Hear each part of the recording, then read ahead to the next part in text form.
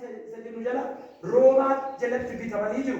Roomaan siyaasaan biyya bal'ifattee koloneeffattee በግዛት ስለተሞቹ ስለዚህ ይገና ቦዲዳን ገና ኮሎ አፋን አማቲን ሞ ኮሎናይዜሽን ኮሎኔፈቹ የደማ አፋን ዶቲቲን ሞ ግዛት የደማ ግዛት ይሳበል ይፈት አቁመት ለባቢቴ ዮኪኩና ነመወይራ ለባ አሪገተኒ ተጠኒ ከለለተን ገና ቢየባዬ ከለለቴ ቀብዲ በረሰና ፖለቲካን ኦልካን ሲያሳን ኦልካን ሮማቱ ዋወይ እንጥሽ የና ከነቲ አንገረ ሲያሳት ፊት ረኮ ሲያሳት ንጉዳን namni wayi waa'ee Yesuus Kiristoos gaafa dubbatu fariisonni lola ka'u lolli fariisota gidduutti lolli gaafa ka'u warri biyya bulchan immoo namichi kun nama nagaa jedhu dhaqaniitu warra Yesuusii fi Yesuus duukaa warra jiran sanarratti darbannaa yookaan lola banu. Lolli tokko lola guddaa isa kana isin bal'isee gara baay'ee fagaadhee keessa galuu nan barbaachisu. Inni lammaffaan lola amantaa ture religious hezii jedhama. lola amantaa kun immoo Yihuudoota wajjin wal qabata, Fariisota wajjin wal qabata, Saaduqoota wajjin wal qabata, barsiisota seeraa wajjin wal qabata. Isaan kun immoo waa'ee maaliiti xiyyeeffannoon isaanii waa'ee muka abboota isaaniiti. Muka abboota isaatii jechuun akkuma sabni keenya baay'ee nama hafuura qaallichaatiin qabamee ture, hafuura qaallichaatiin qabamee jiru, akkuma tolcha adda addaatiin qabamee jiru, akkuma kana waan tolfamaan amantii utuu ta'in amantaa da'oo godhatee isaan qabe isaan koloneeffatee ture. Gareen amantaa jedhamu. Isaan kun Yesuus Kiristoos waa'ee dhugaa dubbachuu gaafa jalqabu, namoonni Yesuus Kiristoos duukaa bu'an waa'ee dhugaa dubbachuu gaafa jalqaban lola ka'u.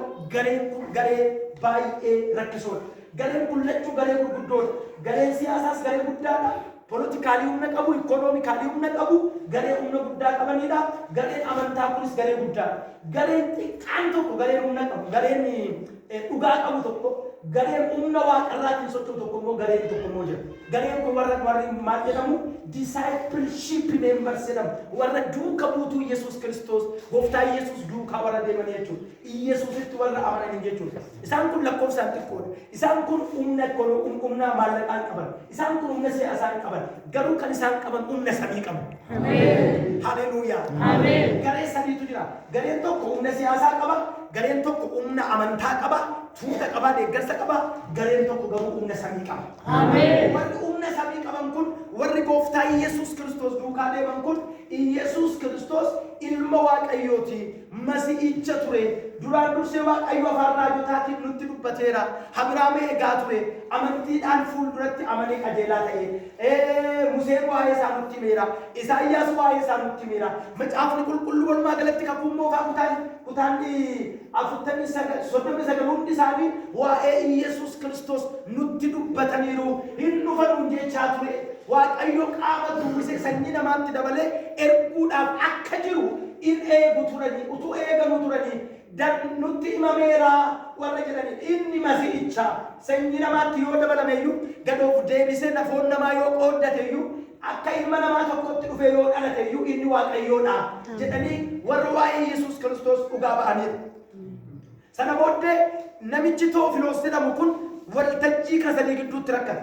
Gareen kun gareen politikaal ishuu warri jedhaman tiimii Yesuusii fi Yesuusii maal jedhu namicha mootummaa kan nagaa booreessu dargaggoota ammeenyaaf kakaasu jedhaniitu Yesuusii fi Yesuus duukaa warra jiranitti maqaa laxxafu. Maal jedhanii namicha nagaa jeequ dargaggoota dhaloota ammeenya shaakalsiisu karaarra kaachisu. Eenyuun jedhan Yesuusi.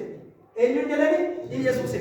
Gareen kun garee warra maalii jedhamu? Warra politikaa fi warra siyaasaa jedhamu. Gareen warra amantaa immoo gaafa Yesuus Kiristoos afaan isaa akka dubbachuu jalqabu inni Waaqayyo arrabsaa jechuu jalqabu. Namicha Waaqayyo arrabsaadha. Eenyuun jechaa jiru sitti fakkaata? Yesuusi. Gareen tokko Yesuusi jeeqamaadha. Namicha jeeqaadha. Nagaa kan jeequ. Kashanabbe duuriye nagaa jeeqaa jira. Biyya akka tasgabbaa'ee hojii isaa hojjetu barbaadu, biyya dargaggeessa akka tasgabbaa'ee barumsa isaa baratu barbaadu, dargaggeessa akka tasgabbaa'ee maasii isaa hojjetu hin barbaadu, nagaa jeeqaa jiru. Gareen tokko Yesuusi Waaqayyo arrabsaa jiru. Inni arrabsituudha. Eenyuun Yesuusi. Gareen tokko immoo akkana inni gooftaadha. Ameen. Haleluuyaa. Ameen. Namichi kun waa'ee Yesuus Kiristoos baruu gaafa dhufu iddoo kana namichi tokko dhaabatee inni moo namichi kun moo namichi Yesuus jedhamu kun moo inni dubartii Maariyaam jedhamtu dhalate moo inni foon uffatee dhufe jettan kun moo dargaggeessa waggaa 33 kun immoo inni mootummaa jeeqaa jira naqaa jeeqaa jira. Gaafa isaa kanarraa gurra qabatee as garagalu inni kun immoo namichichi immoo mucichi immoo dargaggeessichi immoo inni mana amantaa keenya abaara seera abboota keenya abaara mana amantaa keenya arrabsaa jira aadaa keenya duudhaa keenya arrabsaa jira. Gaafa isaan kanarraa gurra as garagalfatu isaan kun immoo inni gooftaadha inni karaadha inni dhugaadha inni waaqayyotu gad of deebisee foon namaa uffate sanyii namaatti dabalame malee inni nama duwwaa miti nama guutuudha waaqa guutuudha. Gidduu kanatti rakkataa utuu jiruuti. Haleluuyaa. Kaas ergaa kana barreesse. Jireebisuu bakka kana jedhu maqaa gooftaa Yesuusiin furmaata dhalootaa ta'a. Wayyo seerosi meteen teessu maal kan inni jechaa jiru waaqayyo furmaata dhalootaa si haa godhu. Amma foonii lafa kanarra jirtu hamma dhiigni kee foon kee wal keessa jirutti hamma lubbuun kee si keessaa wal xiffattutti maqaa Yesuusiin sababii boqonnaa ta'a. Sababii aara galfii ta'a. Sababii gammachuu ta'a. Luqaas ergaa namicha kanaaf ergaa barreessa maal jedhee boqonnaa tokko lakkoofsa kudhanii gaafa laaltan yaa jaallatamaa kabajamaa Tewofiloos jedheetu kabajaan jalqaba wanti atitti mataa cabaa jirtu wanti atitti jeeqamaa jirtu wanti atitti gatii kaffalaa jirtu wanti atitti lolamaa jirtu kun dhugaa jalqabaa kaasee qoree duukaa bu'ee ordofee ilaale ola bahanya. Bira ga'een sitti maal jennaan inni dhugaadha. Maal dhugaa maal waaqa. Isa kana kan dhageenyu warra ijaan argan warra harkaan qaqqabatan warra sagalee isaa dhaga'an nutti hime. Eenyu fakkeenya godhata ergaa Yohaannis duraa boqonnaa tokko lakkoofsa tokko irratti Yohaannis nuti isa argineerra harkaan qaqqabanneerra sagalee isaas dhageenyeerra qabatamaadha oduu wayii miti. Waan tokko sitti meetan darba amantiin nuti itti amanu amantiin nuti gatii kaffalaafii jiru. Tarii inni nama mana koo dhiisee maatii koo dhiisee fi gatii kaffalaa barahaa kana keessa deemee as dhufe kun inni sin hojii keessan dhiiftanii gatii kaffaltanii as teessanii hirmaachaa jirta kun oduu miti waan qabatamaadha. Haleluuyaa. Mammaaksa afoosha miti ijoollee. Xiigoof sookoof soorgoo afoosha yookiin immoo asoosama wayii namni sitti maa jiru miti inni dhugaadha. Isinuu inni dhugaadha. Inni dhugaadha. Isa kana hidheetu itti hima. Kutaa bal'aa waan ta'eef dubbadhee fixuu hin danda'u. Gara xiyyeeffannoo ergaa kootitti ta'u. Boqonnaa 5 lakkoofsa 17 kanarra gaafa dhattan gaafa tokko Yesuus hin barsiisa ture. Baay'ee dubbiin adda hin kenna. Isheen yaada keessa irratti naa kenna. Kana waan bareecha sitti meetan kadhatatti seenu. Maal gochaa ture Yesuus? Hin barsiisa ture. Itti fufee gaafa dubbistan immoo jarri immoo maal hojjetu turan jedha hin taa'u turanii. Dhaggeeffadhaa. Yesuus maal gochaa ture? Yesuus maal gochaa ture? Jarri immoo maal gochaa ture? Fakkeenyaaf amma Paastar Siidaan maal hojjechaa jiru? Isinoo maal hojjechaa jiru? Taa'aa jirtu moo dhaggeeffachaa jirtu? Barachaa jirtu moo taa'aa jirtu? Barachaa jirtu. Eeshi qoodisa. Mana barumsaa barattoonni keessa jirtu miti.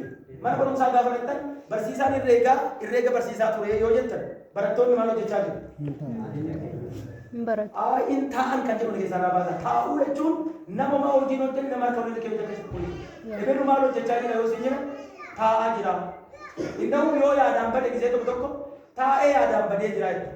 Foon isaa taa'e malee namni sammuudhaan maal hojjechaa jira? Hojjechaa jira. Amma garuu si maal gochaa jirtu? Barachaa jiru. Adee maal gochaa hin jiru? Barsiisaa. Isinoo maal gochaa jiru? Barachaa. Kutaa kanatti garuu dinqii tokko sitti himama jira. Iyesuus Kiristoos dhaabatee barsiisa ture jarri immoo hin taa'u ture. Amma adalaa waaqaan kottaa godhu. Jarri maal godhu turani? Hin taa'u ture. Namoota taa'an barsiisa Iyesuus. Kana duwwaa miti itti fuftanii gaafa dubbistan humni fayyisu.